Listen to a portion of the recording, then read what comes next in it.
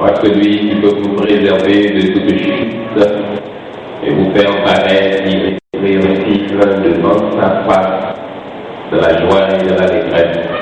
À Dieu seul, notre Sauveur, par Jésus-Christ, soit gloire, honneur, puissance, des avant tous les hommes, maintenant et pour toujours. Amen.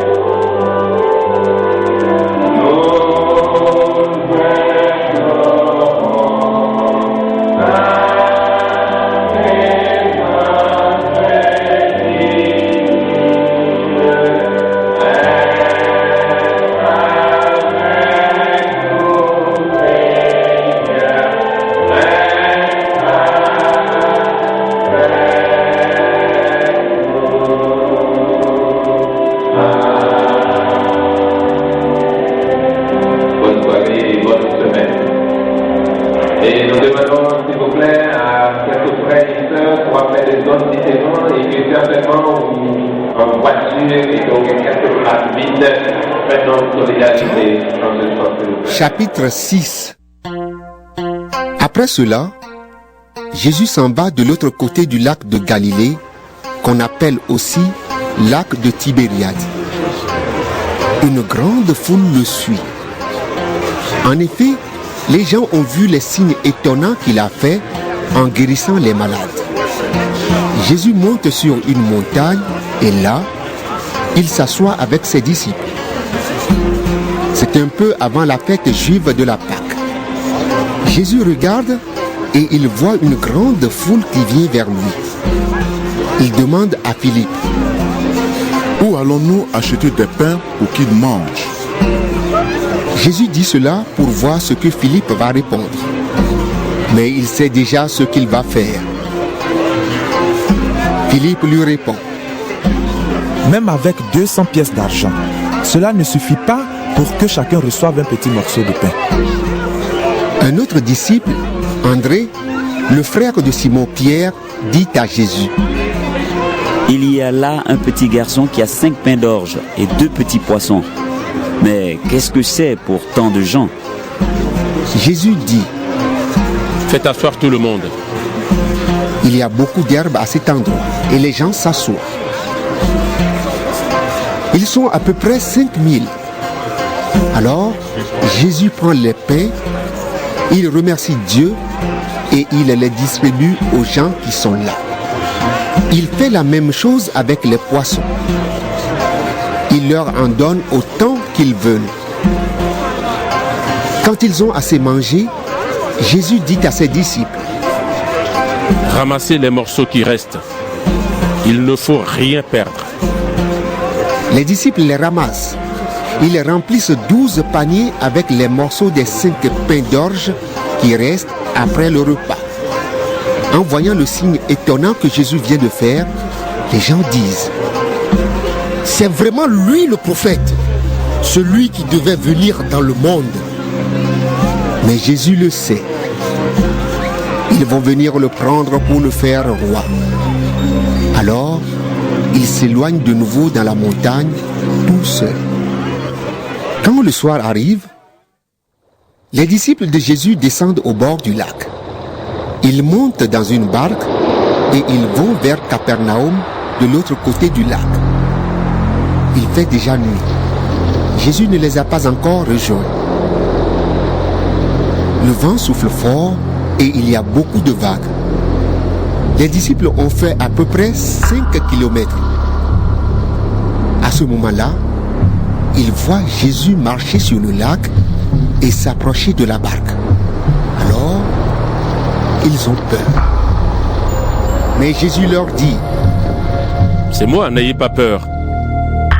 Ils veulent le prendre dans la barque, mais aussitôt, la barque arrive à l'endroit où ils allaient. La foule est restée de l'autre côté du lac. Le jour suivant, les gens voient qu'une seule barque est partie. Ils le savent. Jésus n'est pas monté dans la barque avec ses disciples. Les disciples sont partis seuls. Mais d'autres barques viennent de Tibériade. Elles arrivent près de l'endroit où les gens ont mangé le pain après le repas de remerciement du Seigneur. La foule voit que Jésus et ses disciples ne sont pas là. Alors, ils montent dans les barques et ils vont à Capernaum pour chercher Jésus. Les gens trouvent Jésus de l'autre côté du lac et ils lui demandent: Maître, quand est-ce que tu es arrivé ici?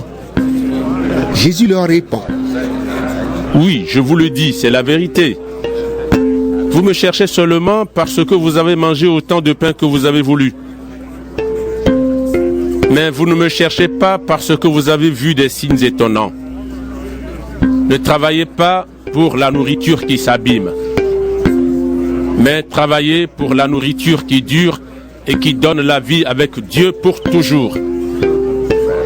Cette nourriture, le Fils de l'homme vous la donnera. En effet, le Père, qui est Dieu lui-même, a donné son pouvoir au Fils. Les gens demandent à Jésus: Qu'est-ce que nous devons faire pour accomplir les actions que Dieu veut? Jésus leur répond: Voici l'action que Dieu veut. Vous devez croire en celui qu'il a envoyé. Alors, ils lui disent: Fais-nous voir un signe extraordinaire. Alors nous te croirons. Quelle action est-ce que tu fais? Dans le désert, nos ancêtres ont mangé la manne. On lit cela dans les livres saints. Dieu leur a donné à manger du pain qui vient du ciel. Jésus leur répond: Oui, je vous le dis, c'est la vérité. Ce n'est pas Moïse qui vous a donné le pain du ciel, mais c'est mon Père qui vous donne le vrai pain du ciel. Oui, le pain de Dieu, c'est celui qui descend du ciel et qui donne la vie au monde. Alors les gens disent à Jésus: Seigneur, donne-nous toujours ce pain-là. Jésus leur répond: Le pain qui donne la vie, c'est moi. Si quelqu'un vient à moi, il n'aura jamais faim. S'il croit en moi, il n'aura jamais soif. Mais je vous l'ai dit, vous m'avez vu, et pourtant vous ne croyez pas. Tout ce que le Père me donne viendront à moi.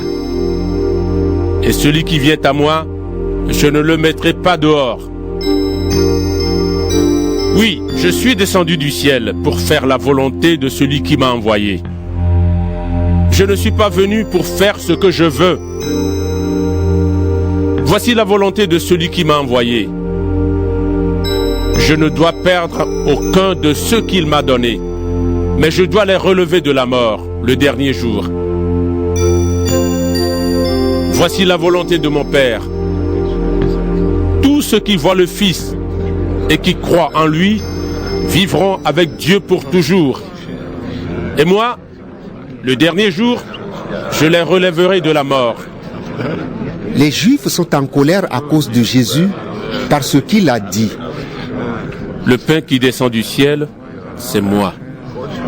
Et ils disent: Cet homme-là, c'est Jésus, le fils de Joseph. Nous connaissons son père et sa mère. Comment est-ce qu'il peut dire maintenant: Je suis descendu du ciel? Jésus leur répond: Ne vous mettez plus en colère. Le Père, c'est celui qui m'a envoyé. Personne ne peut venir à moi sauf si le Père l'attire. Et moi, le dernier jour, je le relèverai de la mort. Voici ce que les prophètes ont écrit. Dieu enseignera tous les êtres humains. Tous ceux qui écoutent le Père et qui reçoivent son enseignement, tous ceux-là viennent à moi. Personne n'a vu le Père, sauf celui qui vient de Dieu. Lui, il a vu le Père. Oui, je vous le dis, c'est la vérité. Si quelqu'un croit, il vit avec Dieu pour toujours. Le pain qui donne la vie, c'est moi. Dans le désert, vos ancêtres ont mangé la manne et ils sont morts. Mais si quelqu'un mange le pain descendu du ciel, il ne mourra pas. Le pain vivant qui est descendu du ciel, c'est moi. Celui qui mange de ce pain vivra pour toujours. Et le pain que je donnerai, c'est mon corps. Je le donne pour la vie du monde. Alors les Juifs se disputent. Ils disent: comment cet homme peut-il nous donner son corps à manger? Jésus leur dit: oui, je vous le dis, c'est la vérité. Si vous ne mangez pas le corps du Fils de l'homme, et si vous ne buvez pas son sang, vous n'aurez pas la vie en vous. Si quelqu'un mange mon corps et boit mon sang, il vit avec Dieu pour toujours. Et moi, le dernier jour, je le relèverai de la mort. Mon corps est une vraie nourriture et mon sang est une vraie boisson. Si quelqu'un mange mon corps et boit mon sang, il vit en moi et moi je vis en lui. Le Père qui m'a envoyé est vivant et moi je vis par le Père. De la même façon, celui qui me mange vivra par moi. Voici le pain qui est descendu du ciel. Il n'est pas comme le pain que vos ancêtres ont mangé. Eux, ils sont morts. Mais si quelqu'un mange ce pain, il vivra pour toujours. Tout cela, Jésus l'enseigne à Capernaum dans la maison de prière. En entendant Jésus, beaucoup de ses disciples disent: ces paroles sont dures à entendre. Qui peut continuer à les écouter? Jésus s'aperçoit que ses disciples ne sont pas d'accord avec ce qu'il dit. Il leur demande: ces paroles sont un obstacle pour vous? Alors, quand vous verrez le Fils de l'homme monter là où il était avant, qu'est-ce que vous direz? C'est l'Esprit Saint qui donne la vie. L'homme tout seul ne peut rien faire. Les paroles que je vous ai dites viennent de l'Esprit Saint et elles donnent la vie. Mais parmi vous, il y en a qui ne croient pas. En effet, Jésus connaît depuis le début ceux qui ne croient pas en lui et celui qui va le livrer.